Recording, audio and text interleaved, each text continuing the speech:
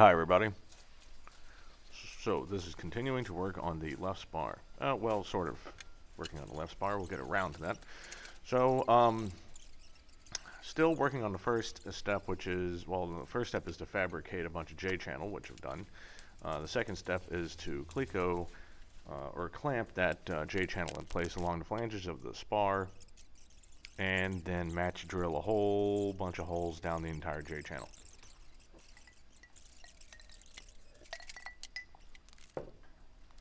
Now, I've completed the upper side by this point. I'd done it the night before, or a few days before. So the lower J channel is pretty much, I mean, it's the same exact pieces as the upper one. The holes, however, in the channel, or I should say on the flange, are different from the upper from the lower. There's a few extra sections of some rivet plates, sorry, nut plates, along the lower that you don't have on the upper side. So the upper side, it's just you have your tank rivet nuts. Rivet nuts? Why the hell I keep calling it that? Rivet, damn it, fuel tank nut plates, and then the rest is just for skin holes, for the skin, or I should say the leading edge, outer leading edge. But the bottom has some extra nut plates that you need to put in. So because of that, what you have to do is you have to go along the whole thing. You have to do the upper one, remove it, label it of course, then you do the lower one as much as you can, and then uncleco it and actually flip it, rotate it 180 degrees. I don't mean rotate it, not like horizontally, but vertically, along its shortest axis. You rotate it, recleco it to the upper side, and then finish drilling the holes that you didn't have on the lower side.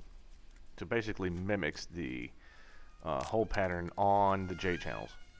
So this is a good place. So if you look to the left there, you'll see on the left side how there's some gaps in between the clecos. On the top it's just a solid line of clecos. On the bottom there's a break. Those are the places that need to get drilled after you rotate the J channel around, which we will get back to in a little bit. First things first. So new EAA workbenches, they work great.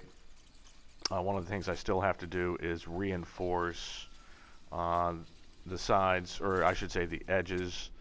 I'm just going to do an extra piece of 2x4 all the way out to the edge, and then do a 45-degree brace in both. I haven't done that yet, but I'm going to.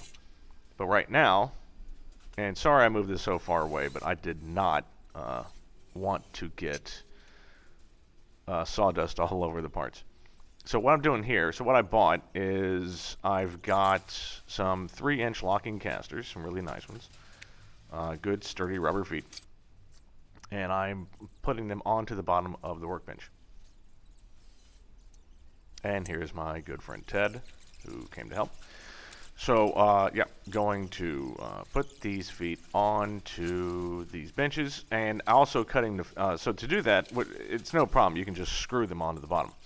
But I want them to be the exact same height, which is roughly 33 inches, of my workbench. So I'm cutting down the legs to 28 and 7/8. That will give me 3, because the wheels themselves are 4 and 1/8 inch. So anyway, those two added up equals 33. Now, 33 is great. However, one thing you need to remember about these you know, the hangar that I'm working in, you know, it's the floor is not very level at all. I mean, look at the condition of that floor. I don't think that thing's been painted in 20 years. And I don't think I could basically, the only thing that I can think to do is to bring in a 55-gallon drum of paint thinner, empty out the entire hangar, and go oops and tilt it over and splash that entire barrel across this entire place and let it sit for like a week. Then maybe I could come in with about 50 pounds of quick set and see about leveling this damn floor, but I don't see that happening. Anyway, here I am sawing the legs off. Now I went and reinforced with a couple of extra screws through the legs, especially those tiny little attached. Normally it's 8.5-inch piece of 2x4 that goes on the outside of the leg right towards the foot. I've now cut like 4 inches of those off, so I had to reinforce with a couple of extra screws, and they look good. So anyway, yeah, we're just making these. You can see those casters, very sturdy, and I'm just using 1.5 inch screws to set them in. In the next video, Ted and I are going to get on to finishing up that J channel, and then we're going to do some other things, so we'll see you soon.